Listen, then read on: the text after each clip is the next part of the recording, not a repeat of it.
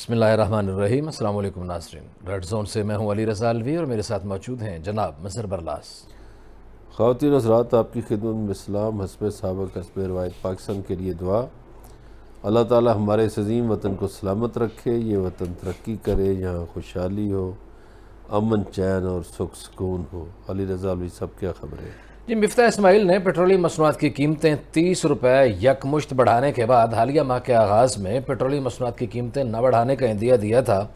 फिर जाने क्या हुआ कि अचानक रात के अंधेरे में मुल्क के 22 करोड़ आवाम पर पेट्रोल बम गिरा दिया गया, और वो भी पूरे 30 रुपये, यानी एक हफ्ते में 60 रुपये फ़ी लीटर पेट्रोलियम मसनूआत की कीमतों में इजाफा हो गया।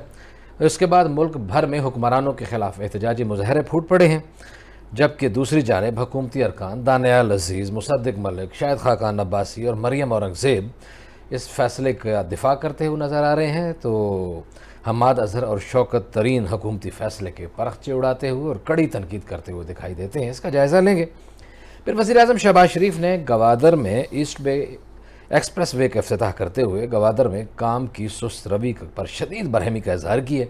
उन्होंने कहा कि इस मनसूबे का आगाज़ 2017-2018 में हुआ था, मगर कोई काम नहीं हुआ। एहसन इकबाल और वज़ीर आला बलूचिस्तान मिलकर मुतल्लिका कंपनियों से बातचीत करें और मनसूबे जल्द अज जल्द पाए तकमील तक पहुँचाएँ। उन्होंने कहा कि गरीब आवाम ने 75 साल बहुत कुर्बानियाँ दी हैं, अब वक्त आ गया है कि इशराफिया सादगी इख्तियार करे और वो भी कुर्बानियाँ दे। पीटीआई के चेयरमैन इमरान खान कहते हैं कि ये मुझे रास्ते से हटाने के लिए गद्दारी का मुकदमा बनाना चाहते हैं। बोनेर में जलसा आम से खिताब करते हुए उनका कहना था कि इज़्ज़त और ज़िल्लत अल्लाह ताला के हाथ में। हमारी हुकूमत में महंगाई पर बहुत शोर मचाया जाता था और हुकूमत को एहसास ही नहीं है कि पेट्रोलियम मसनूआत की कीमतें बढ़ाने से आम आदमी पर क्या असरात पड़ते हैं। स्टॉक एक्सचेंज में 10% स्टॉक एक्सचेंज नीचे आ गई है, 70 अरब रुपए निकल गए हैं। शरह सूद जो है 15.5% तक पहुंच गई है और 98 के बाद ये शरह सूद बुलंद तरीन सतह पर है। इसका भी जायज़ा लेंगे। फिर सुप्रीम कोर्ट के तर्जमान ने कहा है कि सुप्रीम कोर्ट में 4 माह में ज़ेर इल्तिवा मुकदमात की तादाद में कमी हो गई है। 4 माह में 1182 मुकदमात कम हुए हैं। 31 जनवरी तक ज़ेर इल्तिवा मुकदमात की तादाद 53,964 थी। मुकदमात में कमी के बाद अब ये तादाद 52,796 रह गई है। 1 फरवरी से 31 मई तक सुप्रीम कोर्ट में 6,509 नए मुकदमात का इंदराज हुआ है, जबकि इस मुद्दत में 7,691 मुकदमात निपटाए गए हैं। इससे पहले कि मज़हर बरलास साहब की तरफ बढ़ें, आपको एक क्लिप सुनाते हैं जिसमें पेट्रोलियम मसनूआत की कीमतों में इजाफे की बात की जा रही है। मुसद्दिक मलिक ने किस तरह बात की, किस तरह दिफा करने की कोशिश की, क्या कहते हैं जनाब कि ये पेट्रोलियम मसनूआत की कीमतें ये आवाम के लिए कैसे ब्लेसिंग बन के नाजिल हुई हैं, ये ज़रा सुनिए उन्हीं की ज़बानी। मुसद्दिक मलिक: बताना चाहता हूं कि जाने से पहले आईएमएफ का जो पिछला इन्होंने डॉक्यूमेंट जो आईएमएफ की इस वक्त वेबसाइट पे लगा हुआ है, उसके अंदर ना सिर्फ ये बता के गए, इन्होंने प्री कंडीशन के तौर के ऊपर ये कॉन्ट्रैक्ट किया आईएमएफ से कि ये कीमतें बढ़ाएंगे, बल्कि इन्होंने उसमें ये भी लिखा कि ये पेट्रोलियम लेवी भी लगाएंगे और सेल्स टैक्स भी लगाएंगे। तो एक मुल्क जो सॉवरन कमिटमेंट करता है इदारों से, जाने से पहले अगर उसका सिलेक्टेड वजीर आजम वो तमाम कमिटमेंट्स जिस तरह उन्होंने आइन फाड़ के फेंका रद्दी की टोकरी में, बिल्कुल उसी तरह सॉवरन कमिटमेंट्स उठा के रद्दी की टोकरी में फेंक दें, तो वो क्या करना चाह रहे हैं ये मैं आपके सामने पेश करना चाहता हूं। वो इस मुल्क को बैंकरप्ट करना चाह रहे हैं, वो इस मुल्क को बर्बाद। जी मज़हर बरलास साहब, ये वो जाते हुए जी वो मुआहदा करके गए थे, तो इसलिए हमने ये किया है, इसके अलावा हम क्या करते। ये यानी एक ही तरीका है कि जो आता है वो पिछले पे डाल के जान छुड़ाता है आवाम से, जो मर्जी होता रहे। एक मिसरा है, इस सादगी पे कौन न मर जाए खुदा। अगर पाकिस्तानी लोगों ने नकम्मे, नाहल, नकट्ठू नहीं देखे थे तो वो इस हुकूमत में देख ले। ठीक है, इसलिए कि ये सारे के सारे दीवे पता नहीं कहाँ कहाँ से इकट्ठे किए, और अगर यही प्रॉब्लम था, इनकी बात 1 मिनट के लिए मान भी ली जाए, वैसे तो मानने के काबिल नहीं है, अगर मान भी ली जाए तो आपको क्या शौक था गवर्नमेंट में आने का? अब ना आते, सब्र करते 1.5 साल, बिल्कुल सही। ठीक है, आप आके खुद संभाल लेते। और वो किस तरह दे रहे थे सस्ता पेट्रोल और सस्ती बिजली, और लोड शेडिंग भी नहीं थी। सुभान अल्लाह, आपकी हुकूमत आई है और 6 दिनों में 60 रुपये पेट्रोल बढ़ा दिया गया है और बिजली का टैरिफ भी बढ़ा दिया गया है और लोड शेडिंग भी कमाल हो रही है।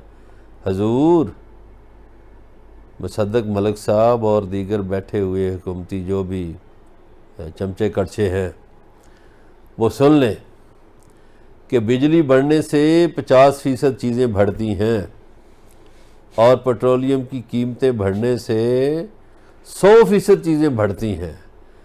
अभी तो ये लोगों को सिर्फ पेट्रोल नज़र आ रहा है ना सामने के 210 का लीटर हो गया है। जो इसके नतीजे में महंगाई होनी है, वो बाबा आप लोगों ने तो जो खाने का तेल था, ये घी था, वो भी 200 रुपये महंगा कर दिया है। अभी मैं नहीं डराना चाहता लोगों को, मेरे इल्म में है एक बात कि यहाँ गंदम का शॉर्टफॉल आने वाला है। यहाँ गंदम कम होगी, आटा नहीं मिलेगा लोगों को। और ये निकम्मे सहल नहीं है कि ये दुनिया से ले आए, ये कहीं से भी कामयाब नहीं होके आए। और तस्वीरें इनकी देखें, इनके ख़ानदान की छपी होती हैं साथ दूसरे मुल्कों। भाई पाकिस्तान को क्या फ़ायदा?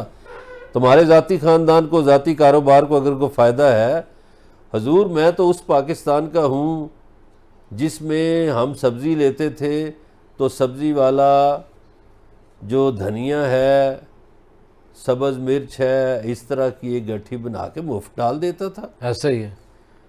वो अब नहीं डाल सकता, वो मुफ्त आपको धनिया नहीं देता। मैं उस पाकिस्तान 25-30 रुपए की मिलती थी, अभी ये 50 की हो जाएगी। हजूर मैं तो देहाती आदमी हूँ, वो पाकिस्तान देखा मैंने कि कोई बंदा बर्फ़ी बना रहा है, हलवाई या जलेबियाँ बना रहा है, तो हमने चख ली तो उसने कहा हाँ चखो जी। अब वो नहीं चखाता, वो कहता बाबा ये इतने रुपए की है। बिल्कुल ठीक है, ऐसा ही है जी। तो मैं तो उस पाकिस्तान का बशिंदा हूँ जिसमें मैं सोचता हूँ अपने बचपन के दिन कि मैं किस तरह 4.5 रुपये लीटर डीजल लेता था और 5-6-7 रुपये लीटर मैं बाइक में पेट्रोल डलवाता था। मैं तो उस पाकिस्तान का। और ये बुरी लगे बात तो लगती है, भाई बंगाल का सियासतदान करप्ट नहीं था। आप 70 तक बड़ी कामयाबियों की मिसालें देते हैं, कहते हैं हमने चीन को भी कर्जा दिया, हमने जापान को भी, हमने जर्मनी को कर्जा दिया। वो 70 के बाद 20 साल आपके मार्शल रहा, 22 साल आपकी ये जमहूरियत रही जिसमें 2 ख़ानदान रहे। कौन लूट के खा गया इस पाकिस्तान को?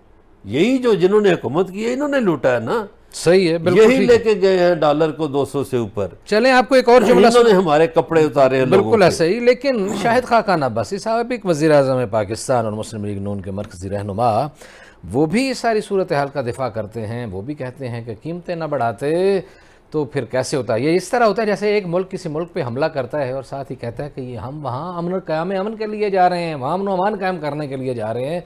तो ये कहते हैं कि कीमतें बढ़ा के बड़ा ये एहसान किया है अवाम पर।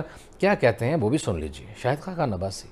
ना बढ़ती, मईशत डूब जाती, मुल्क में महंगाई का बेपनाह इजाफा होता, इससे भी महंगाई यकीनन आएगी। इसको बर्दाश्त हमें करना पड़ेगा। मालियाती इदारों से जो आपके वायदे हैं उनकी नफी करके अगर हम इस कीमत को अजाफी कर्जे लेकर बर्दाश्त करते तो मुल्क के अंदर एक महंगाई का सैलाब आता। मईशत को आगे बढ़ाने के लिए, उसकी बहाली के लिए मुश्किल फैसले करने पड़ेंगे। दुनिया में कोई मुल्क नहीं है जी। मजहर बल्ला साहब, अगर हम ये महंगाई न करते तो महंगाई का सैलाब आता, तो ये क्या आया है, इसको क्या कहेंगे ये जो अभी और बला नाजिल हुई है? हुजूर ये बातें तो बड़े आराम से कर लेते हैं। इनके वालिद साहब किसी गैर मुल्की एयरलाइन में चीफ थे, ये भी PIA के चेयरमैन बने, फिर अपनी एयरलाइन खड़ी कर ली और वज़ीर आज़म भी रह चुके हैं। वो भाई इस जो महंगाई हुई है इससे पिसा है आम आदमी जो 98-99% पाकिस्तानी हैं, उन पे असर हुआ है। ऐसे ही उनके बच्चों के लिए भूख आ गई है, उनके बच्चों की सहूलतें छिन गई हैं। मुझे बताए ना, जो बंदा 20, 25, 30 हज़ार तनख्वाह लेता है वो बेचारा कैसे गुजारा करेगा? नहीं, कहते हैं हमने बड़ा एहसान किया, उनको 2000 रुपये दे दिए हैं।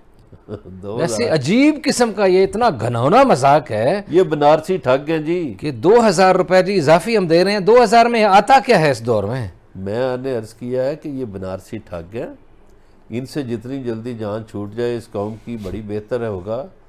एक पता नहीं वो शौकत तरीन साहब का सेनेट का आज का ख़िताब है कि नहीं, एक बात उन्होंने बड़ी अच्छी की। उन्होंने कहा जी मैंने मार्च में इस मुल्क के ज़िम्मेदारान से कहा था कि जनाबे वाला ये मईशत हमारी आगे जा रही है, अदम इस्तेहकाम ना आए सियासी तौर पे, कंटिन्यूटी चाहिए, तो हम बेहतरी की तरफ है जा रहे हैं। फिर उसके बाद अदम इस्तेहकाम आ गया, फिर उसके बाद ये नमूने आ गए और इन्होंने ऐसी तैसी की है हमारी मईशत के साथ, हम सोच भी नहीं सकते। बल्कि आज वो मैं किसी अंजुमन ताजरा के सदर का पढ़ रहा था, वो कहता है जी 60 दिनों में 60 साला महंगाई हो गई है। जी ऐसे ही है, बिल्कुल सही कह रहे हैं। और अभी जो इससे जो चीज़ें महंगी होगी, ये गिलास महंगा होगा, ये कप महंगा होगा, ये पानी महंगा, ये काफ़ी, ये चाय, ये पेंसिल, ये कागज़, ये कपड़ा, हर चीज़ महंगी होगी। पता नहीं फिर ये शायद खान अब्बासी खरीद के देंगे लोगों को या ये क्या होगा। आपने शौकत तरीन साहब का जिक्र किया। शौकत तरीन साहब के सेनेट में खिताब वाला तो शायद हमने क्लिप नहीं निकाला, लेकिन शौकत तरीन साहब ने आज एक प्रेस कॉन्फ्रेंस की थी। उन्होंने क्या कहा था उसके कुछ जुमले आपको सुनाते हैं, फिर उस पर तबसरा करेंगे। जी शौकत तरीन। रुपए फी लीटर ये बम नहीं है, ये एटम बम है। जो हम IMF प्रोग्राम में गए, किस लिए गए? वो $20 बिलियन का करंट अकाउंट डेफिसिट छोड़ के गए थे, तो हमें जाना पड़ा। तो मैंने स्टैंड ले लिया कि जो बिजली की प्राइस आप कह रहे हैं ₹4.95 वो बढ़ाएंगे, हम नहीं बढ़ाएंगे। तो हम खड़े कि हम जाके रूस से जो है सस्ता तेल लेंगे, वो 40 से 50 रुपए फी लीटर जो है वो सस्ता मिलना था। अगर रूस के पास जाते हैं तो अमेरिका नाराज हो जाता है और ये इनको बर्दाश्त नहीं हो सकता। अब ये 30 रुपए जो लगा दिए हैं इन्होंने, ये सब पे लगा दिए। क्यों नहीं टारगेटेड पे गई? ये सब सही सिमत में जा रहा था। ये मैंने जाके बताया भी मोतबर जराए को कि इस वक्त इकॉनमी बड़ी ठीक चल रही है, इसमें अगर पॉलिटिकल गड़बड़ हुई तो ये इकॉनमी जो है ये टूट भी सकती। इनको चाहिए ये इस्तीफा दें। जी वही बात इन्होंने इस प्रेस कॉन्फ्रेंस में भी की थी जो आपने की है। हमने वो बात आपको सुना दी कि मैंने मोतबर लोगों को बताया था जो आपने बात की। गुजारिश है अब के जो आलमी मालियाती इदारों से मुज़ाकरात करते हैं, जो भी हमारा वज़ीर ख़ज़ाना हो बाद में, वो वकील होता है अपने मुल्क का, अपने लोगों का। ये देखिए शौकत तरीन साहब भी कहते हैं कि मुझे भी उन्होंने कहा था कि ये महंगा करो, मैं खड़ा हो गया, मैंने कहा नहीं जी ये नहीं हो सकता। मुझे भी कहा था ये पेट्रोल बढ़ा दो, मैंने कहा हम नहीं बढ़ा सकते। तो आपने अपने लोगों को सामने रख के मुकदमा लड़ना होता है ना। IMF की बातें तो नहीं माननी होती सारी। सही बात है। या जो भी कोई वर्ल्ड बैंक आपको लोन दे रहा है या कोई भी दे रहा है तो उसकी बातें तो नहीं मानी जा सकती। सही बात है। आप ये जो IMF के लोग हैं ये तो डॉलर में सोचते हैं। अब उनसे आप कहें कि जी पाकिस्तान में चीनी का रेट बढ़ गया है, तो IMF वाला कहेगा कितने डॉलर बढ़ा है? तो भाई हमारा तो रेट ही चीनी का डॉलर से नीचे है। नहीं, एक हल कर निकाल लें। ये जो इतने सारे अफलातून हैं, मैंने ये देखा जितने भी माहिरीन मईशत हैं, इनको इसके अलावा इस मुल्क को चलाने के लिए और इनके पास फार्मूला ही कोई नहीं है कि पेट्रोल महंगा कर दो, बिजली महंगी कर दो, ये बढ़ा दो, ये बढ़ा दो। तो आपके पास कोई सिलसिला ही नहीं है। तो फिर आप ये करें, उनके साथ डील करनी है तो पाकिस्तानियों की तनख्वाहें भी डॉलरों में लगा दें, ताकि फिर डॉलरों में जब खर्चे होंगे तो फिर चीज़ें बैलेंस हो जाएंगी। ये बड़ी अच्छी आपने बात की। कुछ कोई काम है इनके पास? महंगी करनी चीज़ें तो बड़ा आसान काम है। कोई इन्होंने भी किया है कि हमने जी ये करके दिखा दी है जनाब? ऐसा ही है। अच्छा, ये जो मिफ्ता साहब हैं यार, इनके वो इतने झूठ ये बोलते थे, और ये मरियम नवाज़ ये इतने झूठ बोलती थी, और ये कहते थे कि बिजली और पेट्रोल की कीमत बढ़े तो वज़ीर आज़म चोर है। भाई हम नहीं चोर कहते, लेकिन ये आप खुद कहते थे। और आज भी जैसे मियाँ शहबाज शरीफ, ये देखे लोगों की गुर्बत का मजाक उड़ाना, ये यजीदियत है कि जी मैंने जी पत्थर रख के दिल पे जी, ओ भाई आपने काम तो कर दिया, छुरा तो फेर दिया लोगों को, ऐसे ही बिल्कुल सही। तो आपके उस पत्थर रखने का क्या क्या फायदा? फायदा, बिल्कुल सही या है। तो पत्थर रख के आप बर्दाश्त करते, हाँ शहबाज फिर शरीफ, आप ये जुमला कहते कि मैंने पत्थर रख के शहबाज बर्दाश्त शरीफ साहब का मौजू हम इंशाल्लाह अगले सेगमेंट में करेंगे, लेकिन अभी शौकत तरीन साहब जो आज जो बातें कर रहे थे, कुछ बातें पहले ज़माने में कुछ और किया करते थे। जब ये बरसर इख्तिदार थे तो IMF के पास जब ये भी जाते थे तो ये वापस आके हमें क्या कहानी सुनाया करते थे, ये भी सुन लेते हैं। अलमिया सिर्फ ये है कि यहाँ कहानियाँ सुनाई जाती हैं, राग अलापे जाते हैं। हुक्मरानी के दौर में और ज़बान होती है और हिज़्ब इख्तिलाफ में और होती है। यही मौजूदा हुक्मरानों का भी हाल था और यही मौजूदा अपोजिशन वालों का हाल है। ये कोई नहीं सोचता कि आवाम के साथ क्या करना है। क्या करते थे शौकत तरीन, ये भी सुनिए। के साथ हमारे जो मुज़ाकरात हैं वो तय पा गए हैं। तो IMF पाकिस्तान को तकरीबन $1 बिलियन देगा और वो तकरीबन $3 बिलियन उनके हो जाएंगे जो उन्होंने हमें दिए होंगे। प्रायर एक्शंस होंगे। प्रायर एक्शन के बीच में ये जो आपका जो GST रिफॉर्म्स हैं वो होगा, जो सप्लीमेंट्री फाइनेंस बिल की सूरत में PDL का होगा, जिसमें ₹4 हर महीने हमने बढ़ाना है ताकि वो ₹30 तक जाए। ₹4 हर महीने हमने बढ़ाना है ताकि वो ₹30 तक जाए। जी मज़हर बल्ला साहब, हर महीने हमने बढ़ाना है पेट्रोल की प्राइसेस ताकि ₹30 तक जाए। सप्लीमेंट्री फाइनेंस बिल लगाने हैं, GST लगाना है, हमें ब्रेक पे भी जाना है। एक दो जुमले। गुजारिश ये है कि ₹4 बिल बढ़ाने में, पेट्रोल बढ़ाने में और ₹60 बढ़ाने में बड़ा फ़र्क है। दुरुस्त है। एक चीज़ आप आहिस्ता आहिस्ता बढ़ाते हैं और फिर वो 30 तक है मंजिल। हाँ, यहाँ तो मंजिल ही 60 हो गई। 60 हो गई और अभी ये भी पता नहीं है कि ये 60 ही आई, आगे कहाँ जाना है। नहीं नहीं, बढ़ रही है आगे। 15 तारीख को ₹10 और बढ़ेगी और फिर उसके अगले 15 दिन के बाद ₹10 और बढ़ाएंगे। ये पेट्रोल आपका 240 तक जाएगा। ये 240 और ₹250 तक अगर पेट्रोल ने जाना है तो फिर यहाँ ज़िंदगी किस तरह की होगी, क्या सूरत हाल होगी, लोग किस तरह जिएंगे, लोग किस तरह गुजारा करेंगे। बात सिर्फ पेट्रोल की नहीं है, बात पेट्रोलियम मसनूआत से वाबस्ता दीगर चीज़ों की भी है। बात खाली डीज़ल की नहीं है, डीज़ल से वाबस्ता दीगर चीज़ों की भी है। इस पर भी गौर करने की ज़रूरत है। बातचीत का सिलसिला जारी है, हमारे साथ रहिएगा। मिलते हैं एक ब्रेक के बाद।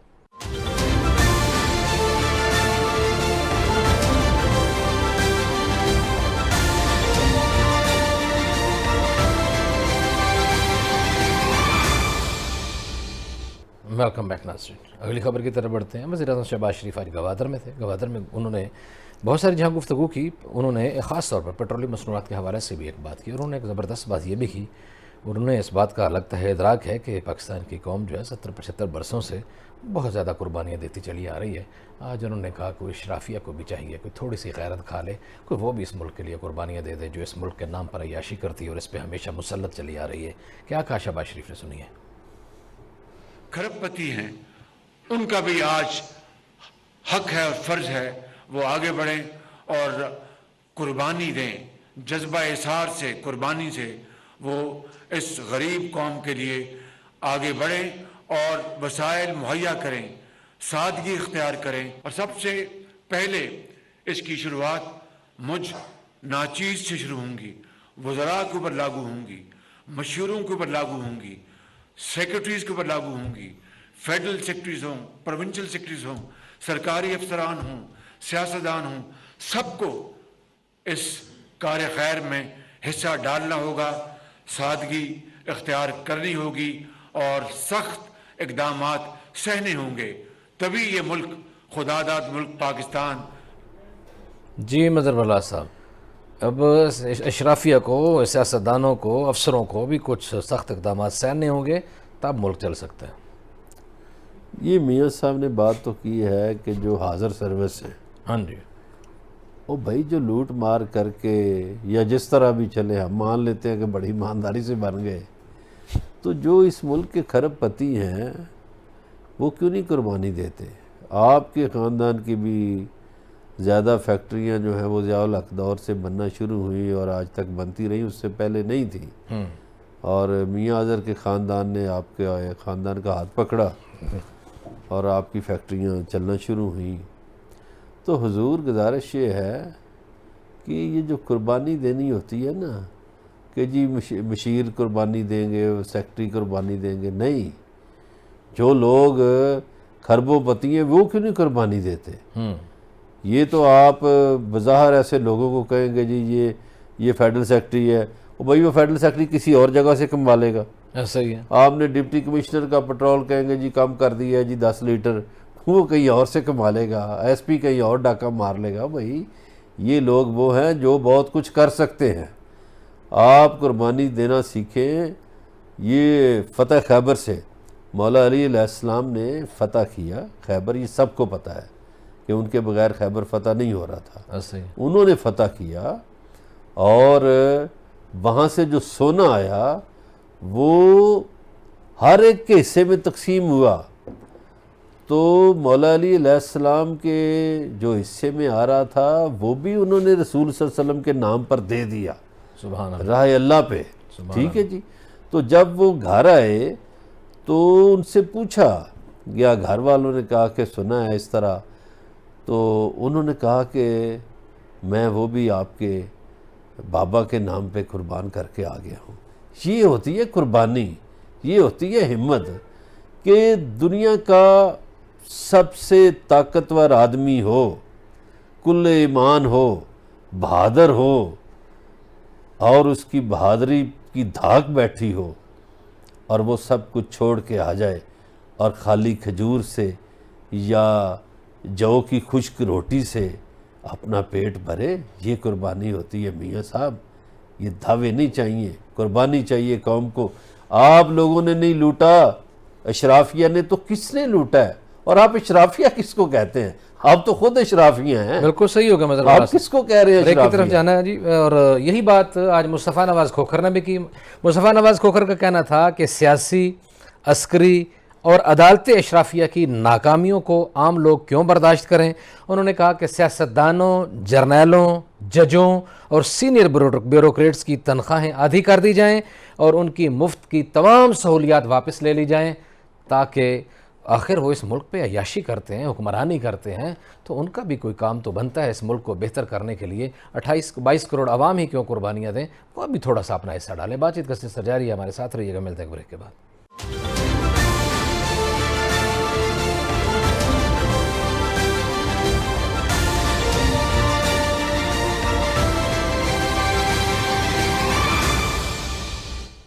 वेलकम बैक नाज़रीन। चेयरमैन पीटीआई इमरान खान ने आज मुनेर में एक जलसा आम से खिताब किया। खासी गैदरिंग थी वहाँ उनके जलसे में और उन्होंने बहुत सारी बातें की। पहली बातें भी दोहराई, कुछ नई बातें भी की।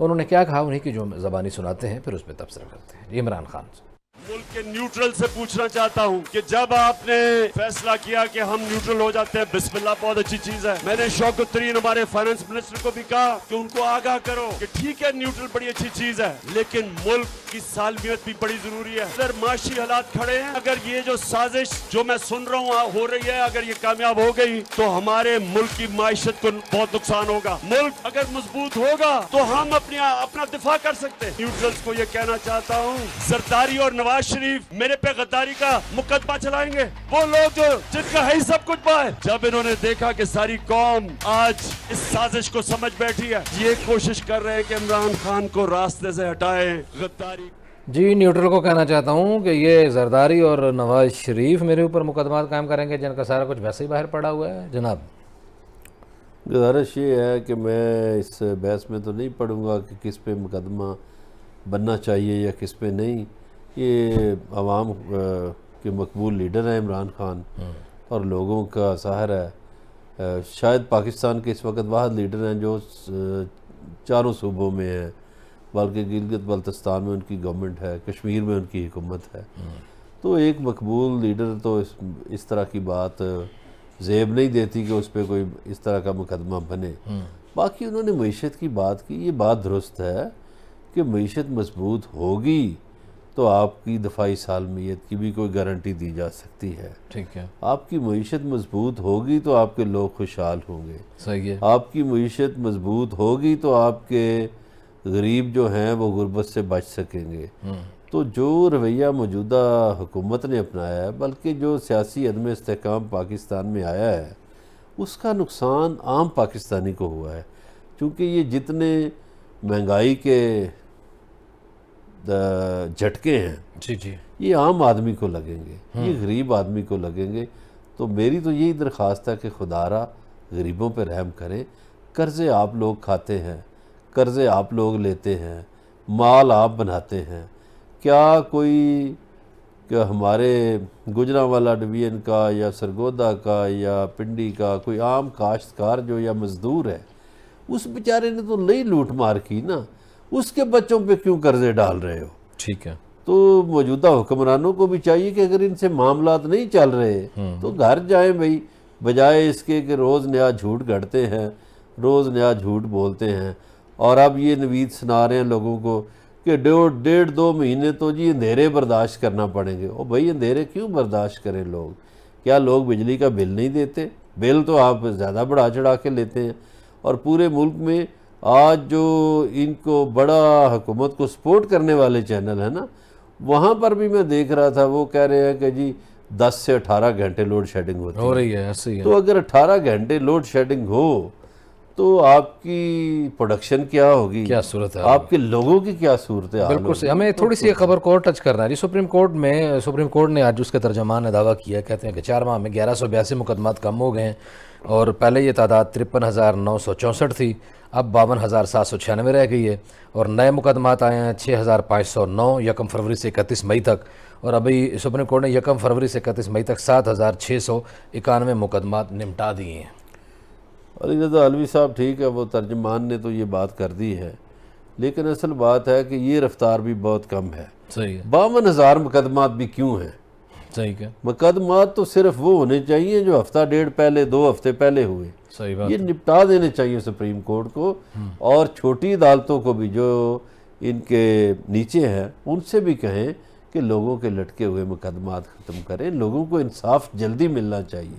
इंसाफ में तखीर नहीं होनी चाहिए। ये हमारा मज़हब भी कहता है कि तखीर ना हो इंसाफ में, सही है। तो तखीर नहीं होनी चाहिए। सुप्रीम कोर्ट के जजेस से ये दरख्वास्त है कि जनाबे वाला लोगों को फौरी सस्ता इंसाफ मुहैया हो। ये मेरा ख्याल है ये चीफ जस्टिस अताब बंदयाल साहब के अहद इक़्तिदार की रिपोर्ट शायद है कि उनके आने के बाद की जो सूरत हाल पैदा हुई है कि वो उन्होंने कुछ तेज़ी दिखाई है और उस तेज़ी से यकीनन बेहतरी के आसार पैदा हुए हैं और काफ़ी सारे मुकदमात ज़ाहिर है कि 1182 मुकदमात कम हुए हैं। तो यकीनन तवक्को रखनी चाहिए कि मज़ीद ये इसी तरह तेज़ी से काम होता रहा तो लोगों तक जल्द अज जल्द इंसाफ की फराहमी यकीनी हो जाएगी। आज इतना ही, आपसे मुलाकात होगी कल। अपना ख्याल रखिएगा। अल्लाह नगहबान।